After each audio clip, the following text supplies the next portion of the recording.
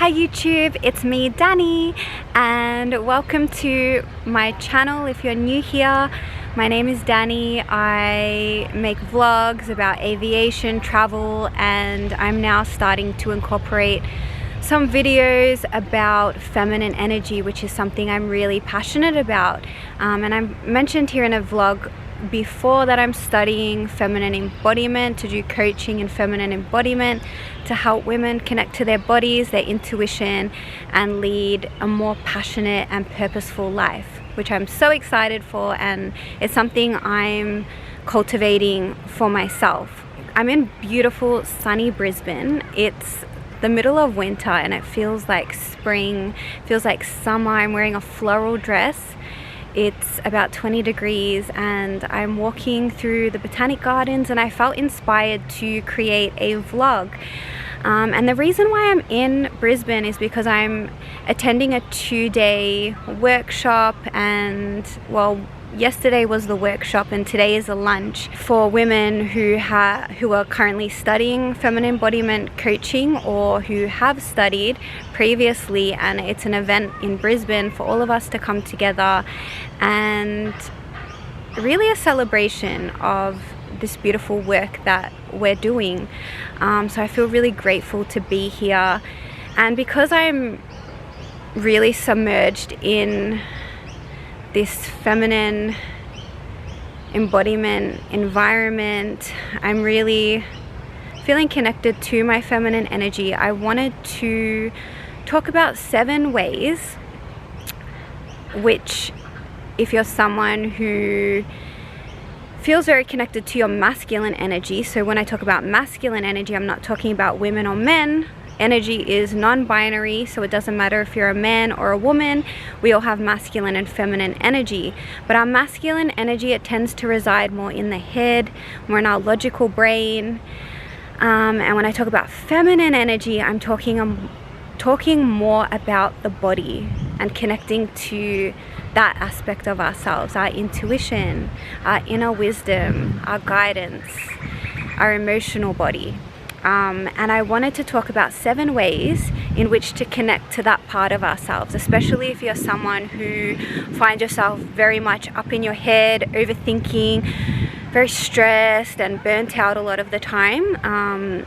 Usually that means we're imbalanced and we're not connecting enough to our feminine energy, which is our internal world. So I'm about to share 7 ways in which you can connect more to that part of yourself. The first way to connect to your feminine energy is what I'm doing now. I'm submerged in nature. Go to a park, go to the beach, go somewhere where it's green, there's trees, grass, anywhere away from the concrete jungle which most of us live in. And that is just a simple way to connect to your feminine energy, because Mother Nature is the ultimate feminine energy. She is the goddess. One thing I love about nature is that nature is such a strong force that no matter what we're feeling energetically inside of ourselves, nature will never match our energy, because we are powerful beings, but we're not as powerful as Mother Nature. So no matter how you feel, no matter how down you feel, no matter how dense or dark you may feel, if you actually go out into nature, you will always match the vibration of nature, which is a higher frequency. It's a feeling of beauty, of effortless, of ease, of flow. So if you're wanting to connect more with that energy, which is the feminine, then the first tip is to spend time in nature. Tip number 2 is, this is one of my favorite ones, is to dance. Dancing is such an amazing way to connect to our bodies. Get out of our head and drop down into the body. And more so than just dancing, it's about dancing freely. to whichever way your body would have you move.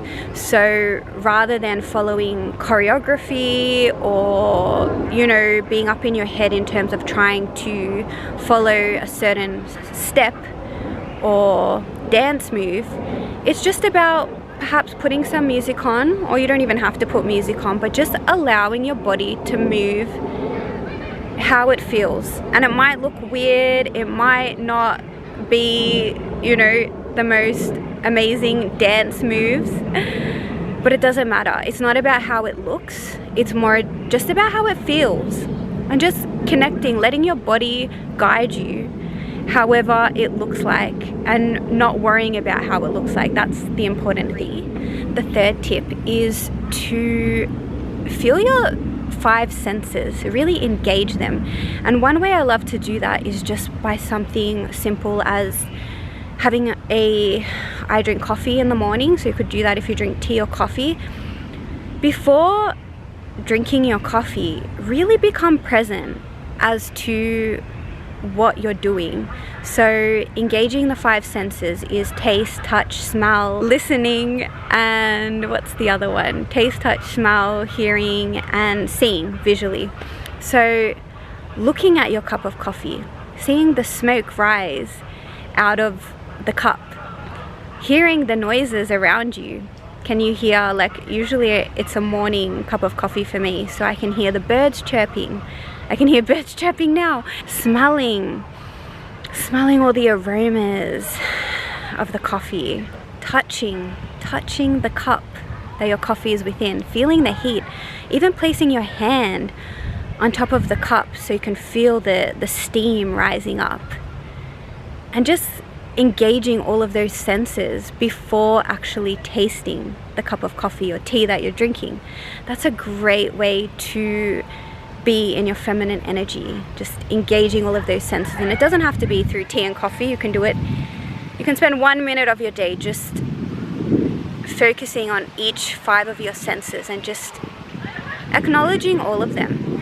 What you're hearing, seeing, tasting, smelling, touching. And that's one way just to quickly drop into your feminine energy. The 4th tip is to spend time around women. Women are very magnetic when we come together, and feminine energy, it thrives on collaboration. Masculine energy is very independent energy, whereas the feminine is all about collaboration, not competition, collaboration. So it's being around people that inspire you, that lift you up, that make you feel good. That is very, very powerful, and that will very much draw you into your feminine energy. So again, it's not being around people that you're competing with. If you're around a group of women where you feel like it's very competitive, that's usually a masculine energy environment.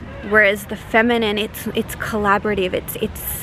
It's a feel-good energy that lifts you up. And that's very magnetizing. You often see when a group of women are together and they're laughing and they're having fun, it's very polarizing. Like, a lot of people are drawn to that energy. They want to be around that, and that's the power of the feminine energy. It's very magnetic. The fifth tip is receiving, and I talk about this a lot. Feminine energy is receiving energy. So one way that we can be in our feminine energy, this is really simple, it's just learning to say thank you. So when someone compliments you, if someone says, "Oh, I love your dress," a lot of us, we tend to deflect the compliment. We say, oh, I got this dress on sale, or this is just an old dress I had lying around. And we deflect the compliment. We don't actually receive the compliment. So just being aware of that deflection. Even sometimes when someone says, "Oh, you look really good today," we say, "Oh, you look really good as well." Instead of doing that, receive the compliment. When someone says you look really good, you say, "Thank you. Thank you," and let that sit in you. Just receive that. I do this so much. I deflect. I'm like, "Oh, I love what you're wearing," or "You look really great as well." I find it really hard to accept a compliment, but accepting compliments is innately very feminine. And when we receive, we are strengthening and connecting to that feminine energy. The sixth way of connecting to your feminine energy is by going to the salon. It sounds really crazy, right? But like I said before, feminine energy is receiving energy. So when we go to the salon, we're receiving, we're letting someone else like paint our nails, maybe getting your hair cut, getting a massage, getting a facial. It doesn't really matter what you're doing. The fact is you're receiving a service, and just sitting in that feeling of, I could paint my own nails, but I'm having someone else paint my nails for me. That's receiving. It's that I could do it myself, but I'm enjoying the fact that someone else is doing this for me. That's very feminine. That's very powerful, because I've mentioned here before, feminine energy thrives on having people assist her, letting people help her, do things for her. It's not that she can't do it herself. It's just, why would I do it myself when I can have others do it for me? That feels really good. And actually going to the salon, receiving, that increases our estrogen, one of our core feminine hormones. So it actually increases our estrogen, it puts us into our feminine energy, and it relaxes us. Estrogen is the feel-good, loving hormone. So it actually biologically makes us relax and feel love, which is really cool. The last tip that I'm gonna share, number 7, is creating. Creation is the ultimate feminine energy. It's creation energy.